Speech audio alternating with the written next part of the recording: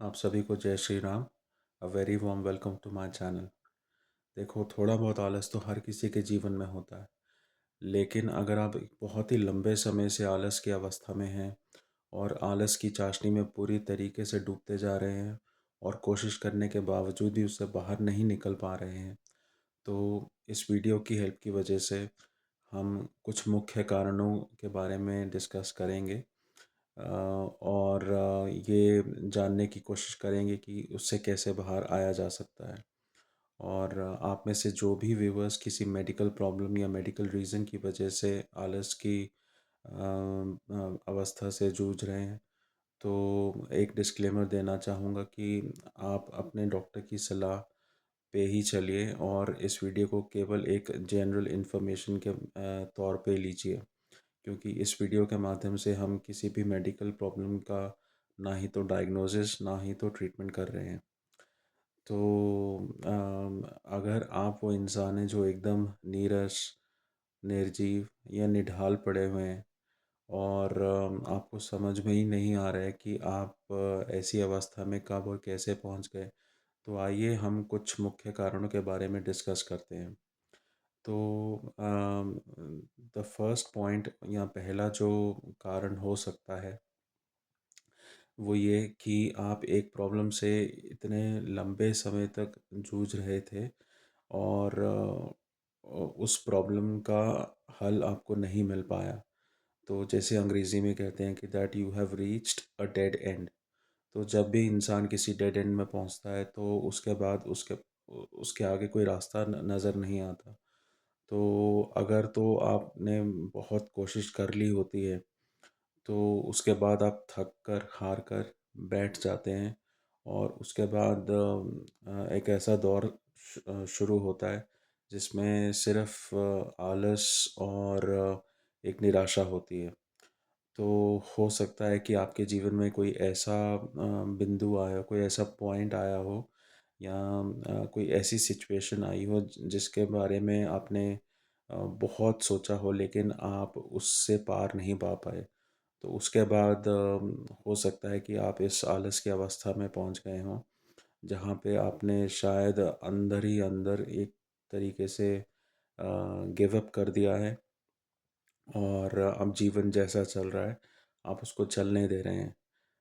मैं ऐसे सिचुएशन की बात कर रहा हूँ कि जहाँ पे आप इतने ज़्यादा आलस के घेरे में आ चुके हैं कि जैसे फ़र्ज़ कीजिए आपको प्यास लगी है और पानी का ग्लास आपके सामने पड़ा है, तो आप में शायद उतनी भी हिम्मत नहीं हो पा रही कि आप उठ के वो पानी का ग्लास लें और पानी पिएं। तो ये पहला मुख्य कारण है। और जो दूसरा मुख्य कारण है कि अ, आप डिसीजन फटीग से गुज़र रहे हैं।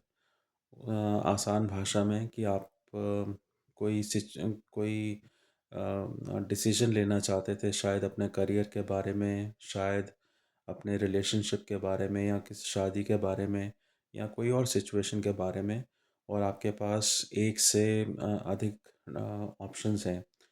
तो और आप ये डिसाइड नहीं कर पा रहे कि मेरे लिए कौन सी ऑप्शन बेस्ट रहेगी। और आपने कई बार सोचा, अलग अलग एंगल से सोचा, लेकिन आपको एक कॉन्क्रीट या कंक्लूसिव आंसर नहीं मिला।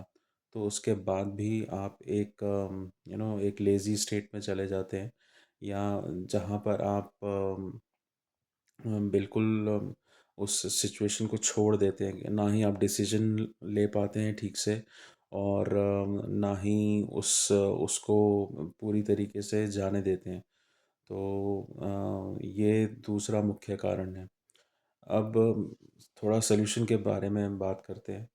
तो पहला जो हमने कारण डिस्कस किया कि जहाँ पर आप एक डेड एंड की सिचुएशन में पहुँच चुके हैं, तो हो सकता है कि आपने जो भी कोशिश करी हो वो उतनी कारगर या उतनी ज़रूरी उतनी सफिशिएंट ना हो।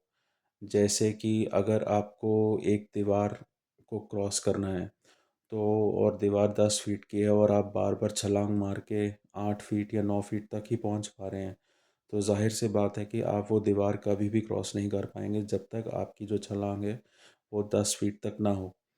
तो अब आपको ये करना है कि आपको किसी की मदद लेनी है। अगर हम दीवार का एग्ज़ाम्पल लें तो आपको कोई ऐसा पायदान या कोई ऐसा पत्थर या कोई भी ऐसी चीज़ ढूँढनी है जिससे आपको थोड़ा एलिवेशन मिले और फिर आप वो दीवार को क्रॉस कर पाएँ। सिमिलरली आप जिस भी सिचुएशन में स्टक हैं एक डेड एंड जैसी सिचुएशन में, वहाँ पर आपको किसी ऐसे इंसान की या किसी ऐसी चीज़ की मदद लेनी है, जिससे आपको थोड़ा-सा एक अपलिफ्टमेंट मिले और आप जो रेस्ट ऑफ द प्रॉब्लम है उससे आप पार पा सकते हैं। अब आप ये अपनी लाइफ में अप्लाई करके देखिए और आपको आंसर ज़रूर मिलेगा कि ऐसी क्या चीज़ है जिसकी आप मदद ले सकते हैं और उसके बाद आप इस डेड एंड वाली सिचुएशन से पार पा सकते हैं और फाइनली इस लेज़ीनेस की जो प्रॉब्लम है उसको गुड बाय कह सकते हैं। और जो सेकंड पॉइंट है जिसमें आपके पास बहुत सारी ऑप्शंस हैं और आप डिसीजन फटीग से गुज़र रहे हैं, तो इस केस में भी जो सॉल्यूशन है वो काफ़ी मिलता-जुलता है। क्योंकि आप अपनी समझ से वो डिसीजन नहीं ले पा रहे, तो यहाँ पर आपको एक एक्सपर्ट की हेल्प की ज़रूरत है। अगर आप अपने करियर में स्टक हैं, तो बिना देरी किए किसी अच्छे करियर काउंसलर से या किसी लाइफ कोच से मिलकर अपनी प्रॉब्लम को डिस्कस कीजिए और एक कॉन्क्रीट आंसर पे आइए। अगर आप इसको जितना डिले करेंगे ये प्रॉब्लम उतनी ही बड़ी होती चली जाएगी और आपका व्यर्थ में समय नष्ट होगा और आपको कुछ हासिल नहीं होगा। या ऐसा भी कर सकते हैं कि आप अ, अगर आपके पास 5 या 6 ऑप्शंस हैं, उसमें से 2 या 3 ऑप्शंस को रखिए, 3 को एकदम दरकिनार या बायपास कर दीजिए और फिर जो उन 2 या 3 ऑप्शंस में जो आपको बेस्ट लगता है, जो आपकी गट फीलिंग कहती है, उसको ले लीजिए। अ, अगर आप वो नहीं कर पा रहे हैं तो अगेन आपको एक एक्सपर्ट की हेल्प लेनी चाहिए विदाउट वेस्टिंग एनी टाइम। हो सकता है आप एक प्रोफेशनल फ़ीस ना देना चाह रहे हों या आप बहुत शाय फ़ील कर रहे हो या एम्बैरेस्ड फ़ील कर रहे हो ये प्रॉब्लम किसी बाहरी पर्सन से डिस्कस करने में। पर आप खुद सोचिए कि अगर आप एक इतने लंबे समय से उस प्रॉब्लम पर बैठे हुए हैं और उसका कोई हल नहीं निकल रहा है, तो बिना शर्म किए, बिना झिझके आपको किसी एक्सपर्ट या प्रोफेशनल की मदद ले लेनी चाहिए। तो आई होप कि इस वीडियो से आपको कुछ बेनिफिट मिला हो। Thank you for watching. Take care. Good bye.